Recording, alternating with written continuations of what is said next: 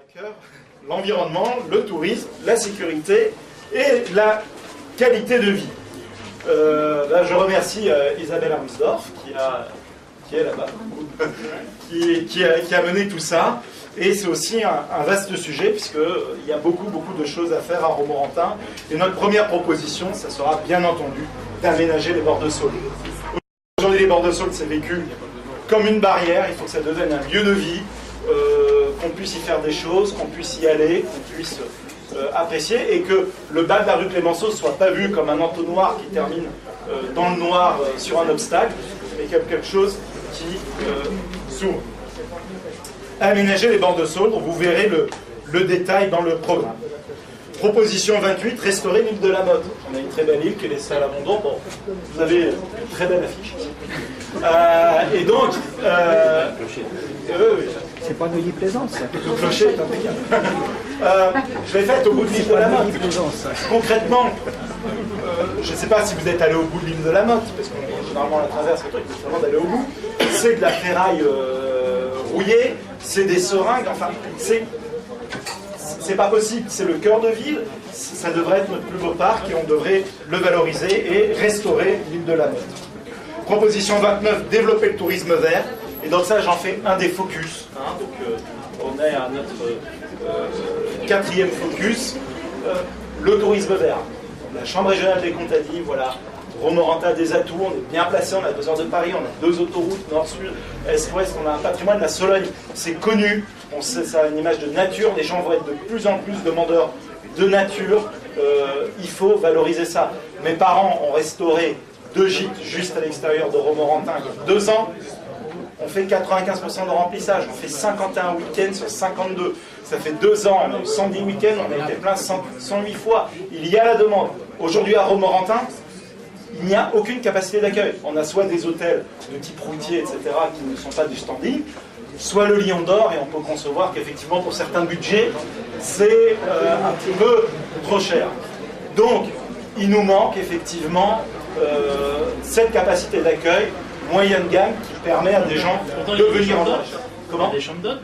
Voilà, il y a des chambres d'hôtes, il y a des gîtes, mais bon, ça ne suffit pas, et en tout cas, il n'y a pas d'hôtel en tant que tel. Et ça va de pair avec l'idée de promouvoir la marque Sologne et sa capitale. Donc ça, c'est des choses qui sont en train de se mettre en route avec le conseil général, avec l'office de tourisme, avec l'intercommunalité. Parce que ce que je vous dis, il y a des choses qui sont au niveau de la commune, des choses qui sont au niveau de l'intercommunalité. Alors, ça sera détaillé sur le programme, hein, on vote pour les deux cette fois-ci. Là, je ne rentre pas dans les détails.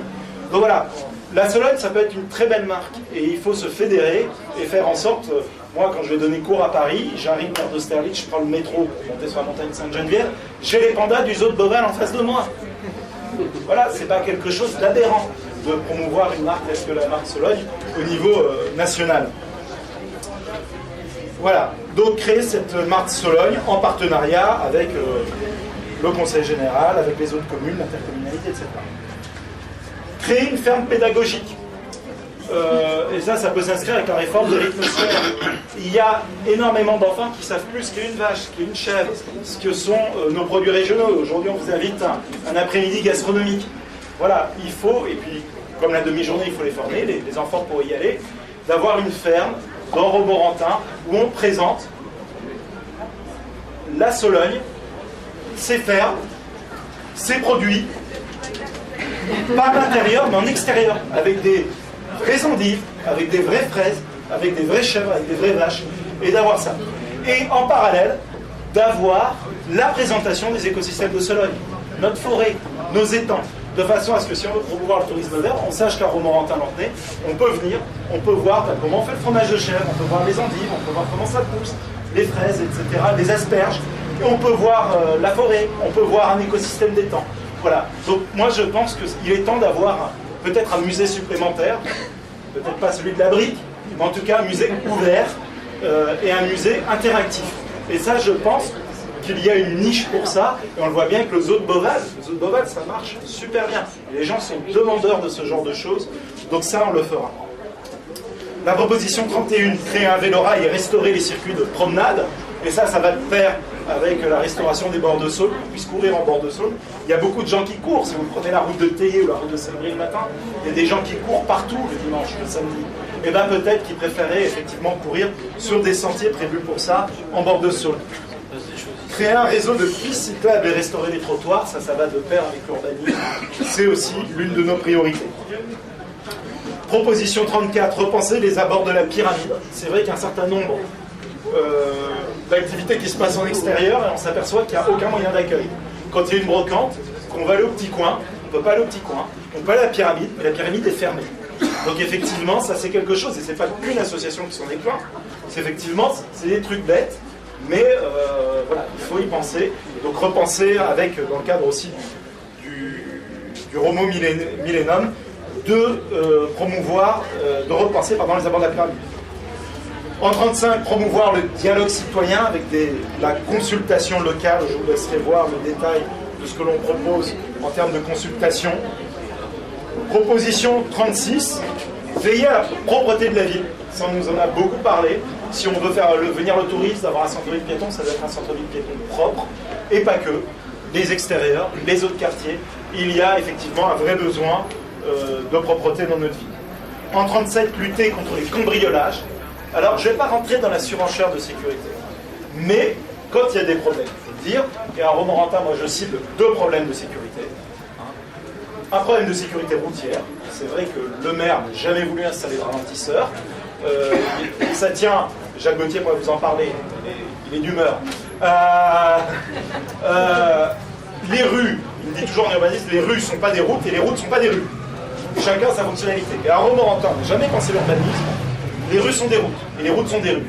Moralité, quand la rue est une route, les gens vont trop vite, et ça crée des risques d'accident.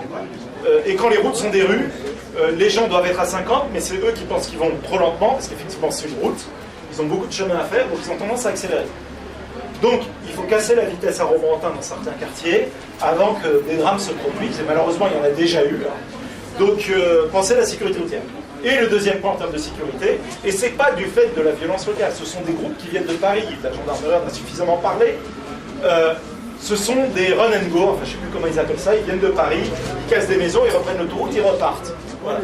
Donc ça, il y a une vraie lutte qui doit se mettre contre ça, donc ça passe par une collaboration avec la gendarmerie, des caméras aux abords de la ville, effectivement, pour pouvoir les suivre quand ils sortent, mais bon, ça a déjà été fait. Et surtout, moi je pense effectivement par une police municipale réactive qui est capable de faire des rondes, un numéro 24/24, 7 jours sur 7, où quand il y a ce genre de visite, on puisse appeler quelqu'un, qui ait une ronde de police municipale qui puisse être faite, quand on part en vacances, de pouvoir donner son numéro, etc. Donc voilà, lutter contre les cambriolages, lutter contre l'insécurité routière, 37-38. Si on veut faire un centre-ville piéton avec la place de la paix piétonne, je pense aussi qu'il faut une police de proximité, il faut que les gens n'aient pas peur de rester là le soir. Donc créer un commissariat de police municipale sur la place de la paix, voilà, il sera là pour la proximité, pour aider les citoyens et puis pour être au plus près d'eux, au cœur du centre-ville piéton. En dernière proposition, et j'aurais beaucoup parlé, améliorer l'accessibilité de la ville aux handicapés. Et effectivement, je voulais terminer symboliquement par ça. C'est un vrai problème, on en a beaucoup parlé en 2015, il y a la mise aux normes. Et je pense qu'il faut mettre un point d'honneur à la respecter. Donc je vais avoir la petite opération, comme je vous ai dit, de descendre la rue en fauteuil roulant. Et je pense que de repenser le centre-ville, effectivement, en quartier piéton, ça sera aussi le moyen, le moment et la bonne occasion de se pencher aussi sur une meilleure accessibilité, pardon, il faut que j'arrête, des handicapés. Voilà, donc je vous remercie pour votre attention.